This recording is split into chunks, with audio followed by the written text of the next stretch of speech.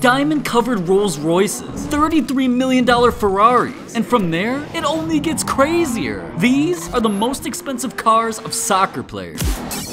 Absolutely outstanding! And you can't bring up spending millions without mentioning my boy Aubameyang. Not only were his cars expensive, they were controversial too. See, in his 14 years of pro football, he's racked up over $80 million. And I swear this man spent every cent on his whips. Dude's literally got solid gold Lamborghinis, an R8, Range Rover, and a Porsche. But nothing compares to his $2 million masterpiece. You see the drippy, I'm fitted up. Hop in my car and the giddy up. Secure the bag, yeah, I get the bus. Pick it up, pick it up, pick it up. You see the drippy, I'm fitted up. Hop in my car and the giddy up. Secure the bag, yeah, I get the bus. Pick it up, pick it up, pick it up, pick it up.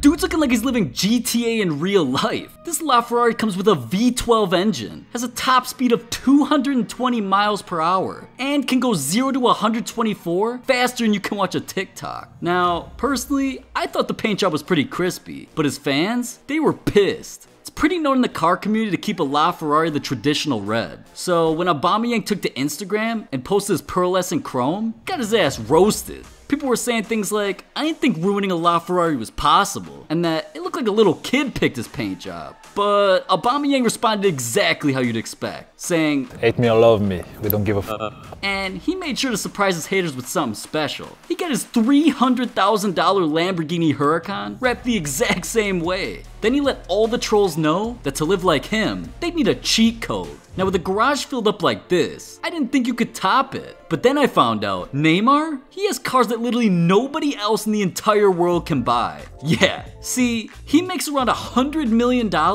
every single year. And there's nothing he loves blowing a bag on more than his car collection. But what's crazy is, Neymar's so known for his whips, he can't even drive down the street without a crowd running after him. Just look at this. People are literally about to get ran over just to take a picture of him. Ridiculous. So, you'd think Neymar would cop a car that would blend in or just Uber everywhere, right? Well, back in 2019, right after he signed a $200 million deal, he decided Audis, Ferraris, Bugattis, they just weren't flashy or expensive enough. He wanted something that nobody could buy. And that's when he found a $4.5 million supercar he couldn't live without. Yeah, they just wanna see me in the grave. Come out the law in the rave. Oh no, I can't wait. You can read what you saw in the day. I was down, I'm up.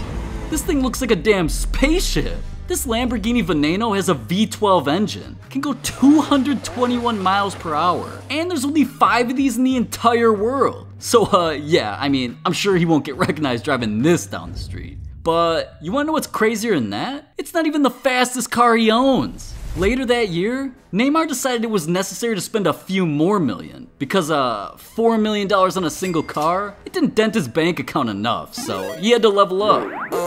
I'm about to make him disappear. I don't wanna see no tears. This is only the beginning. Losing is my only fear. Taking time away from my peers. Are you seeing this? Thing looks like it might transform and fly away. His Lycan Hypersport came with a twin-turbo F6 engine, 780 horsepower, and can go 245 miles per hour. I'd like to see a cop try and pull this thing over. There's a reason they put his car in Fast and Furious. Now, $8 million on 2 cars? Things don't get crazier than that, right? Well, Lionel Messi's cars cost him $50 million, and one of his cars is literally illegal. See, Messi's been known for his Audis and Maseratis, but in 2015, after he won the Ballon d'Or, he decided to spend $2 million to celebrate. And with that, he bought one of the rarest cars in the entire world.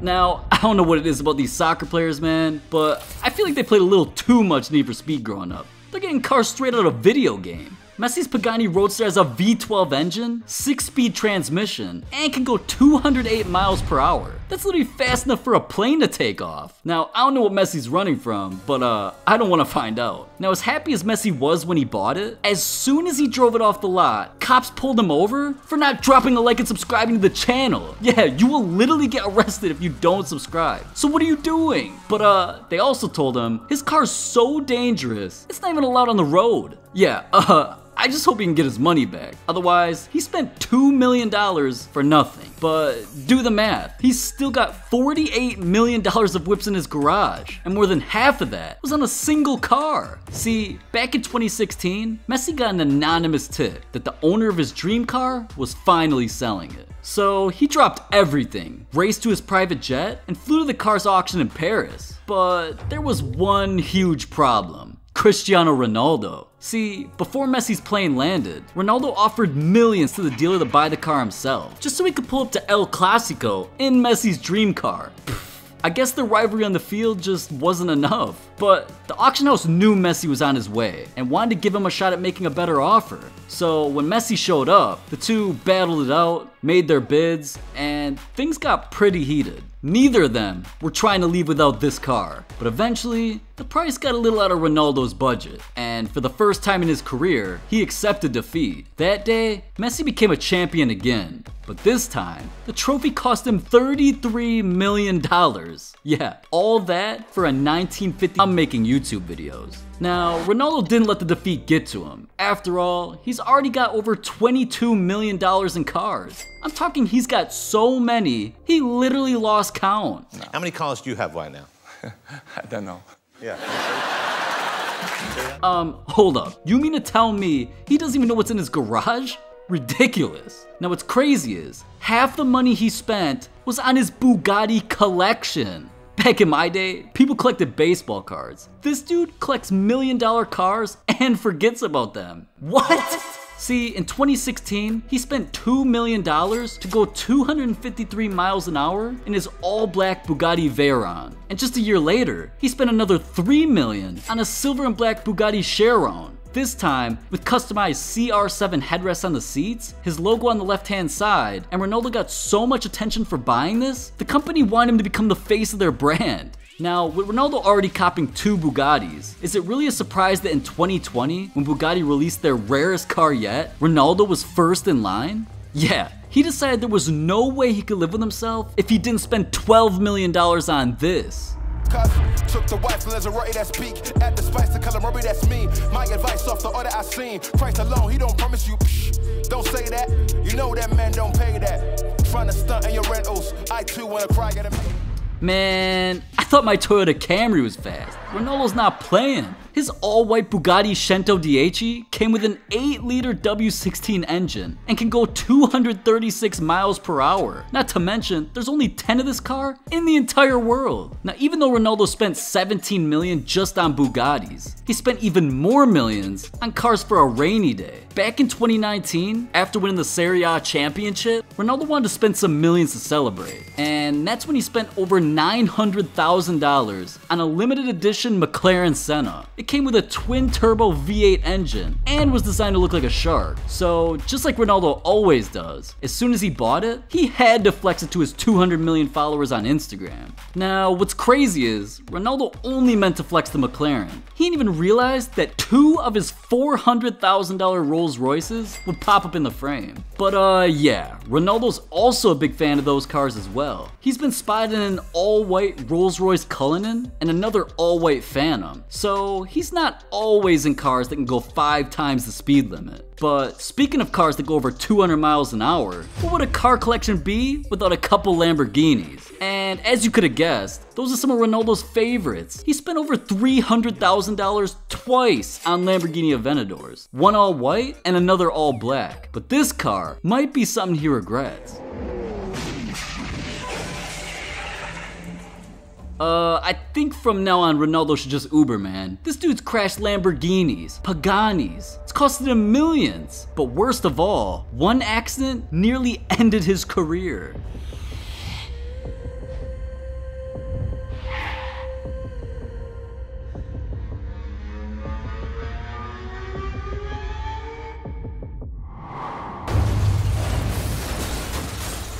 Damn. I'm just glad Ronaldo turned out okay, because this could have been a way more devastating situation. And we all can learn something from this. It's that if an almost billionaire's life can nearly be taken in a split second, no amount of money or fame makes anybody invincible. And it proves that none of us should be speeding either. And if we all come together and just be a little more aware, it can truly make the world a safer place. And there's also one soccer player who not only learned from Ronaldo's mistakes, but from his own as well. See, David Beckham was an all-time great player, so it's no surprise he had a garage filled with Ferraris, Lambos, Porsches, and McLarens. But because of a speeding incident in 2018, Beckham vowed to not only change his ways, but to change the world. See, Beckham was caught whipping a Bentley 59-40, which doesn't seem like that big of a deal. But this wasn't his first incident. So when police officers caught him this time, they didn't take the situation lightly. I mean, they literally wanted to take away his license for good. But Beckham's lawyer, Nick Freeman, wasn't gonna let that happen under one condition. He wanted Beckham to give up his fast and furious ways and hire a personal driver. Now, Beckham thought long and hard about this. I mean, he had a garage filled with supercars that could go 200 miles per hour. The adrenaline from going that fast was forever in his DNA. But after all, it was bigger than himself. He didn't have much of a choice. He was honestly risking more than his own life out there. And what type of role model would he be if he didn't learn from this mistake? So he looked at this and honestly, he took it as a blessing. I mean, everybody just wanted to see him become a better person, and he realized that. So Beckham looked at this as an opportunity to inspire each and every one of his fans, and he agreed to his lawyer's terms, hired a personal chauffeur, and nowadays, whenever you see that Rolls Royce or Bentley pulling up in his Beverly Hills neighborhood, he's in the back seat, but at least he's alive and can continue inspiring the world. See, it's not all about the cars, it's about what you do with them. And every car in his garage should inspire you to become the best version of your own self.